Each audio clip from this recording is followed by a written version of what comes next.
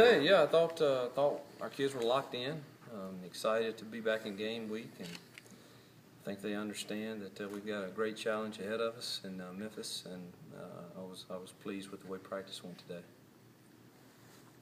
On defense, you anticipate them gambling a lot? Because they've given up big plays, but they don't give up many sustained drives, it seems like. You know, they're very good at what they do. They disguise their stunts, blitzes very well.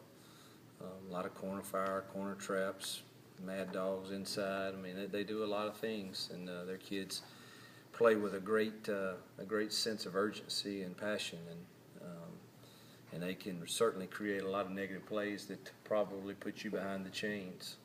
So that's who they are. I don't think they're going to be necessarily any different against us than they've been against other people. They've done it very well in this. Won games for them and kept them in a game against a very good opponent in UCLA. So I think we'll see the same thing. You just don't know when it's coming because they do a nice job of disguising things. You talked about emotions a little bit yesterday, and with figuring that they're going to come down here pretty emotional with a chance to beat a top 10 team and how close they already were. Is it important for you guys to kind of get off on a good start and assert yourselves early in the game? I think any game.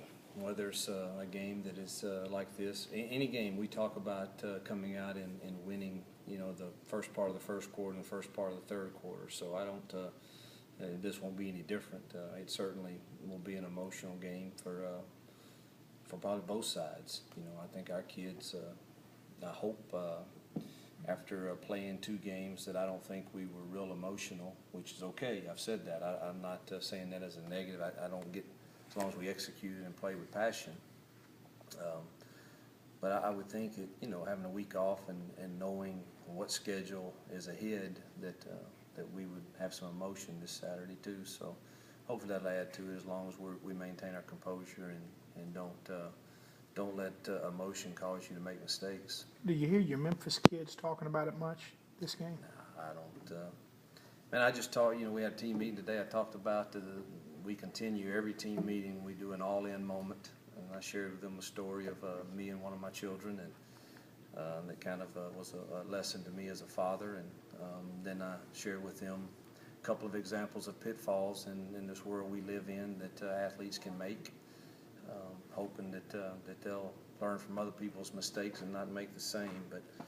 And then I talk about us focusing on one thing, and that's today, not yesterday, not tomorrow. Just stay within the moment, and let's have a great practice and execution today. And that's, the kids don't come around and talking about that to me. They made it their position coaches, but I haven't heard it. Given all the headlines that have been out there, both professionally and in the college game, is it a little easier to get their attention right now about off-field behavior? Well, if it's not, they're jumping over every roadblock imaginable, because I've said it before and I'm going to say it again. I am far from perfect, and I certainly don't judge people with mistakes. However, in the platform that these young men have been given, there are certain things that are mistakes, and then there are certain things that, man, that was really crazy, and I didn't listen to my coaches or to what was really going on in the world. And everything seems to be a big, the magnitude of things right now is certainly at an all-time high, and rightfully so for a lot of things. And so I sure hope. I know we're trying hard. I've shown them something every single day. I showed them an interview with Tim Tebow, interview with Sam Ponder, showed them a video today and some clippings of things that can happen when decisions that are made are poor, and we'll continue to try to hammer it home.